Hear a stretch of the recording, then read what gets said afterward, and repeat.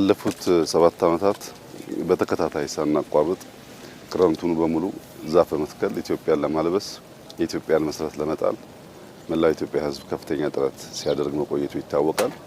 የዚህ ጥረት ዋነኛ ዓላማ ኢትዮጵያ መበልጸግ አለባት፣ መብላት አለባት፣ መለወጥ አለባት፣ ማደግ አለባት፣ መሰልጠን አለባት የሚል ምኞት፣ ህልም፣ መሻት ብዙ ኢትዮጵያውያን አላቸው።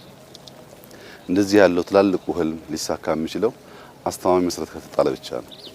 በኢኮሎጂ መሰረት ማለት አፈርን መጠበቅ፣ ውሃን መጠበቅ፣ ተራራን መጠበቅ ሲቻል ነው።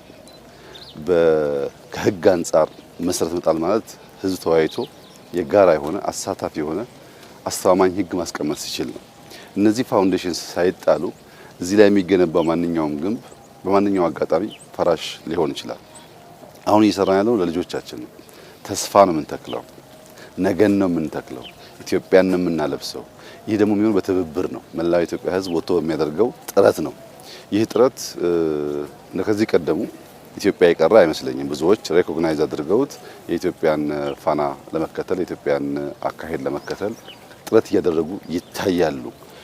ኢትዮጵያ ላለፉት ዓመታት ላደረገችው ጥረት የዓለም መንግስታት ሬኮግናይዝ አድርገው ሽልማት ብቻ ሳይሆን ኮፕ ኢትዮጵያ ውስጥ እንዲዘጋጅ ወስነዋል። ኮፕ ማለት በዓለም ኤንቫይሮንመንትን በሚመለከት በጣም ትልቁ ስብሰባ የሚካሄድበት ማለት ነው። ከ80 ሺህ እስከ 100 ሺህ ሰው የሚሳተፍበት ቢያንስ እስከ 100 መሪዎች የሚሳተፉበት ማለት ነው። እንደዚህ አይነቱን ትልቅ በዓል ኢትዮጵያ አዘጋጅታ አታውቅም። ከሰሃራ በታች ያሉ ሀገራት አዘጋጅተው አያውቁም። ለኛ ትልቁ ብስራት የሚሆነው ዓለም የለበሰች ያማረች እያደገች ያለች ተስፋ ያላት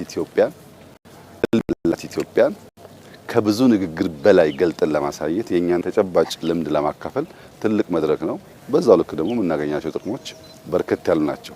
እኛ ኮፕን አስታከን አመቱ ሙሉ ኢትዮጵያን እንገነባለን፣ እንተክላለን፣ እናጸዳለን፣ እናፈርሳለን፣ እንገነባለን። ኢትዮጵያን እየገነባን ምክንያት አድርገን በመጠቀም ለዓለም የተባበረ ህዝብ መሰረት መጣል እንደሚችል፣ የተባበረ ህዝብ ሀገር መገንባት እንደሚችል ጥሩ ማሳያ እንደሚሆን ተስፋ አለኝ። ይህንን ጉዳይ ስንሰራ ለልጆቻችን አንድ ማስታወሻ እየተውን ለልጆቻችን አንድ ቁም ነገር እያስቀመጥን ቅርስ እያስቀመጥን እንደሆነ እያሰብን እንስራ። ዛፍ ለዛሬ ትርጉም የለውም፣ ለነገ ግን ትርጉም ብዙ ነው። ምግብ ነው፣ ጥላ ነው፣ ውበት ነው። ከዚያም ባሻገር የሚሸረሸር የሚጠፋ ሀብታችን ጠባቂ ዘብ ነው። ብዙ ትርጉም ስላለው ኢትዮጵያውያን በጀመርነው መንገድ ተባብረን ዛሬም በሚቀጥሉት ሳምንታትም በመትከል የዚህን ዓመት ግብ ማሳካት የዕለቱንም ግብ ማሳካት ዋነኛ ስራችን ይሁን የሚል መልእክት ነው ያለኝ። እንግዲህ ዛሬ 800 ሚሊዮን ችግኝ ጀግኖች ኢትዮጵያውያን ለመትከል ከጠዋት ጀምሮ እየተረባረቡ ይገኛሉ። ደጋግመን በመትከል ይሄ ያልነውን ቃል እንደምንፈጽም ሙሉ እምነት አለኝ። እጅግ አድርጌ አመሰግናለሁ። በርቱ፣ ተስፋን ትከሉ ለማለት እወዳለሁ።